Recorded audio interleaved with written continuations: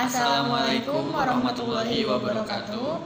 Halo semuanya, kita dari kelompok 5 akan menjelaskan tentang poin-poin EBUPOT yang ada di Cortex. Tujuannya untuk memenuhi nilai ujian akhir semester mata kuliah lab perpajakan. Sebelumnya izin memperkenalkan diri, saya Arni Artika Sari. Saya Lukman Setiawan. Jadi, EBUPOT di Cortex itu adalah sistem elektronik yang disediakan oleh DJP untuk pelaporan atau pemungutan PPh oleh pemotong atau pemungut pajak. Dan termasuk PPh pasal 21 dan 26, sistem ini menggantikan pelaporan manual dengan tujuan meningkatkan efisiensi, akurasi, dan kepatuhan pajak. Kita langsung saja ke penjelasannya. Ayo teman-teman. Bye-bye. Yang pertama yaitu BTPU, bukti pemotongan pemungutan unifikasi pajak yang digabungkan dalam satu dokumen pelaporan untuk beberapa jenis pajak, bertujuan agar pelaporan pajak lebih praktis dan efisien bagi wajib pajak. Berfungsi menyederhanakan administrasi perpajakan, mengurangi beban pelaporan pajak yang terpisah, dan meningkatkan efisiensi dan keakuratan data pajak. Contohnya ada satu perusahaan ingin memotong PPh 21, PPh 22, PPh 23 dalam 1 bulan. Daripada membuat 3 bukti potong yang terpisah, perusahaan tersebut membuat satu saja di BPPU yang memuat ketiga jenis pajak tersebut dan melaporkannya secara unifikasi. Selanjutnya yaitu BPNR, bukti pemotongan pemungutan non-residen, yaitu pemotongan pajak yang diberikan kepada pihak luar negeri atau non-residen atas penghasilan dari Indonesia, bertujuan untuk mencatat dan melaporkan pajak yang dipotong atas penghasilan yang diterima pihak asing dari Indonesia, yang berfungsi sebagai bukti bahwa pemotongan pajak telah dilakukan, menjadi dasar pelaporan SPT massa, dan menghindari pajak berganda dengan P3B.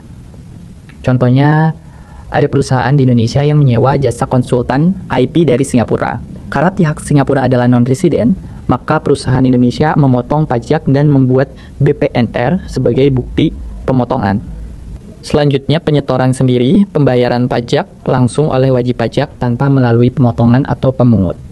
Bertujuan memberikan fleksibilitas dan kendali kepada wajib pajak untuk menyetor pajaknya sendiri, bermanfaat untuk wajib pajak bisa mengontrol langsung pembayaran dan melaporkan, terus mendorong kepatuhan sukarela, dan memudahkan pembuktian jika ada pemeriksaan. Contohnya ada seorang pengusaha UMKM menyetor sendiri PPh final UMKM sebesar 0,5% dari omset bulanan sebesar 50 juta. Ia membayar melalui e-billing dan menyimpan bukti penyetorannya sebagai arsip. Selanjutnya yaitu pemotongan secara digunggung, yaitu pemotongan pajak kolektif tanpa menyebutkan satu persatu nama penerima penghasilan, bertujuan mempermudah pemotongan untuk pembayaran dalam jumlah besar tapi nominal kecil. Berfungsi mengurangi beban administrasi, cocok untuk pembayaran massal seperti buruh harian dan praktis dalam pelaporan.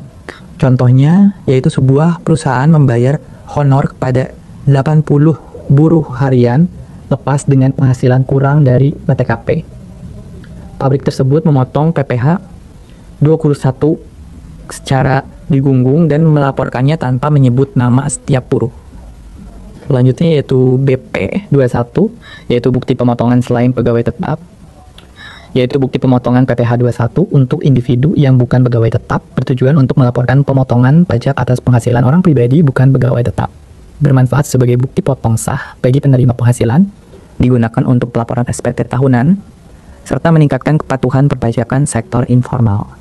Contohnya ada seorang pembicara seminar, dia dibayar honor sebesar 10 juta oleh sebuah kampus, dan kampus tersebut memotong PPh 21 sebesar 5%, yaitu 500.000, dan menerbitkan PP 21 sebagai bukti pemotongan kepada pembicara tersebut. Nah, untuk menu yang ke-6 itu ada BP26 atau bukti pemotongan wajib pajak luar negeri, yaitu dokumen bukti pemotongan pajak penghasilan pasal 26 atas penghasilan yang diterima oleh WP luar negeri yang berasal dari Indonesia. Bukti potong pasal 26 di sini tuh berbeda dengan BPNR. Untuk bukti potong pasal 26 itu lebih spesifik untuk orang pribadi. Gunakan menu ini untuk pegawai, pemberi jasa, dan lain-lain sebagai wajib pajak luar negeri yang dipotong PPh pasal 26. Jadi, sifatnya tuh sama kayak pasal 21. Tetapi ini untuk subjek pajak luar negeri. Sementara BPNR itu lebih luas lagi.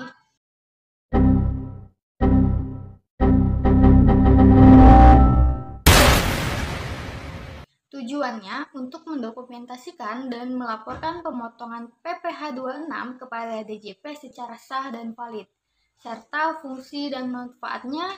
Yang pertama itu untuk bukti bahwa pemotongan pajak atas pembayaran ke luar negeri telah dilakukan serta untuk memenuhi kewajiban perpajakan atas penghasilan dan digunakan oleh penerima penghasilan luar negeri untuk mengklaim tax treaty atau P3B di negaranya untuk menghindari pajak berganda.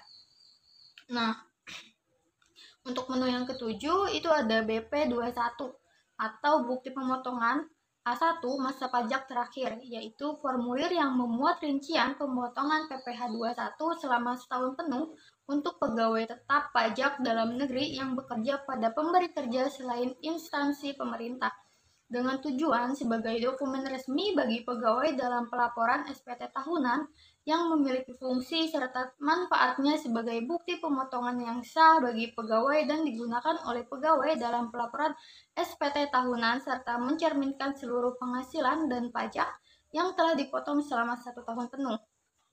Yang ke-8 itu ada BPA2 atau bukti pemotongan A2 masa pajak terakhir. Sama seperti A1, namun di A2 ini tuh dikhususkan untuk pegawai yang bekerja pada instansi pemerintah seperti PNS, Polri, atau TNI. Tujuannya untuk mendokumentasikan dan pelaporan PPh 21 pegawai negeri selama tahun pajak dengan fungsi dan manfaatnya yaitu digunakan oleh pegawai instansi pemerintah untuk pelaporan SPT tahunan serta menunjukkan rekap penghasilan dan pemotongan pajak yang sah selama 1 tahun penuh. Nah, yang ke-9 itu ada bukti pemotongan bulanan pegawai tetap, formulir atau dokumen yaitu pemotongan PPh 21 setiap bulan atas penghasilan pegawai tetap. Mirip dengan bukti potong 21, namun untuk menu ini dikhususkan lebih ke yang punya gaji tetap seperti gaji tetap setiap bulannya, termasuk kayak THR, bonus, dan tunjangan. Tujuannya untuk merekam pemotongan PPh 21 secara bulanan, lalu memudahkan akumulasi akhir tahun untuk penyusunan bukti potong A1 maupun A2. Fungsi dan manfaatnya yaitu sebagai dasar pelaporan masa pajak bulanan serta memudahkan rekonsiliasi data penghasilan dan pemotongan di akhir tahun. Dan menu yang terakhir di sini ada unggah dokumen yang dipersamakan dengan bukti pemotongan atau pemungutan. Menu di sini untuk mengubah dokumen pengganti bukti potong yang sah secara hukum sesuai ketentuan perpajakan. Misalnya tuh seperti SKB, kayak SKB itu surat keterangan bebas bukti potong seperti itu, atau dokumen dari pihak ketiga yang diakui sebagai setara bukti potong. Tujuannya itu untuk melengkapi pelaporan pajak ketika bukti potong tidak diterbitkan oleh pemotong resmi atau ada pengganti sah, dengan fungsi dan manfaat untuk menjaga kepatuhan pelaporan pajak, memastikan semua pemotongan atau pemungutan tercatat meskipun dilakukan pihak lain, serta mendukung administrasi dan audit perpajakan. Gitu guys, jadi untuk menu-menu yang ada di e-Bupot itu tuh seperti itulah intinya mah ya.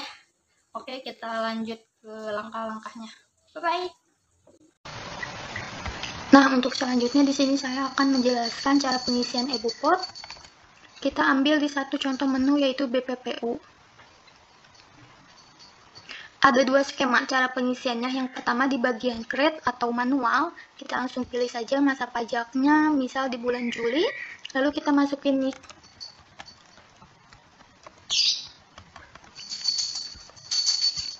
Namanya muncul ya, berarti itu NIK-nya sudah valid. Ada di beberapa case namanya tidak akan muncul dikarenakan mereka biasanya belum melakukan yang namanya pemadanan NIK atau NPWP gitu. Karena sudah muncul, kita lanjut, kita pilih. Oh iya, di sini kita pilih kita mengisi yang ada tanda bintang terus yang berwarna putih seperti ini ya. Kita lanjut di bagian fasilitas. Di sini ada 3 pilihan. Yang pertama fasilitas lainnya. Misalkan wajib pajak punya suket kayak surat keterangan bebas potong, maka boleh pilih yang ini. Yang kedua itu ada DTP. Jadi DTP ini tuh harus ada PMK-nya atau dasar hukumnya. Yang ketiga itu tanpa fasilitas, kita pilih yang tanpa fasilitas saja. Untuk nama objek, nah di sini yang menjadi pembeda, karena di sini kita tidak ini pasalnya, tetapi kita lebih ke kegiatannya. Jadi kita benar-benar harus tahu kegiatannya itu apa. Kita misalkan pilih jasa catering. Baru di sini akan muncul pasal berapa jasa catering itu. Lanjut kita DPP. Kita contoh isi di 1 juta. Oh ya, untuk tarif ini udah ngelok ya, jadi kita nggak pusing nyari tarif berapa. Jadi kita langsung aja. Untuk jenis dokumen itu, dokumen referensinya itu bukti potongnya itu diambil dari mana. Jika tidak ada yang sesuai, kita pilih lainnya. Untuk nomor dokumen kita kasih contoh 1. Untuk tanggal dokumen, karena kan tadi kita ngambil masa bulan Juli ya, berarti tanggal dokumen itu biasanya di bulan Juli juga. Terus untuk tanggalnya minimal sama dengan di hari itu. Untuk NITKU-nya kita langsung pilih. Nah, jika sudah yang manual diisikan semua, kita langsung di submit saja. Itu untuk cara yang pertama. Nah, untuk skema yang kedua, kita ambil contoh lagi di BPPU. Skema 2 ini tuh di bagian import data. Sebenarnya di bagian sini tuh kita hanya tinggal menguploadnya aja. Cuman untuk template-nya kita harus download terlebih dahulu. Kita search XML Cortex. Nah, kita pilih yang bagian sini. Scroll ke bawah. Tadi kan kita pilih yang unifikasi ya, terus yang BPPU. Kita download yang di converter XML-nya aja. Kita pilih. Jika sudah download, kita cari, kita buka. Nah, jadi ini tuh template yang tadi kita download. Ini sebagai sampelnya aja. Sebenarnya cara pengisiannya sama. Ada NPWP-nya, fasilitasnya, dan yang lain-lain. Cuman di sini bertujuannya tuh kalau misalkan ada case-nya banyak gitu ya, lebih dari 10, kita bisa disatukan lewat file gini. Nah, di bagian NPWP pemotong, itu berarti NPWP yang melakukan pemotongan. Nah, kalau NPWP yang ini kayak NPWP yang menerima penghasilan. Untuk ID TKU-nya ini tinggal ditambahin nolnya ada 6 dari NPWP yang menerima penghasilan tersebut. Nah, untuk di bagian fasilitas ini sama kayak yang tadi, tinggal dipilih aja, misalkan DTP, tapi karena tadi kita nggak ada ya, tambah penghasilan berarti NA. Untuk kode objek, kalau tadi di manual kan kegiatannya ya, kalau di sini tuh kode objeknya. Jadi kalau misalkan kita nggak tahu kode objeknya ini tuh kegiatan apa, kita bisa lihat di bagian ref. Nah, di sini udah lengkap semuanya, ada kode objek sekaligus sama kegiatan-kegiatannya. Oke. Untuk DPP sama kayak awal, tinggal masukin aja berapa. Nah, untuk tarif ini otomatis kalau misalkan kita pilih yang ini, tarifnya otomatis berubah seperti itu.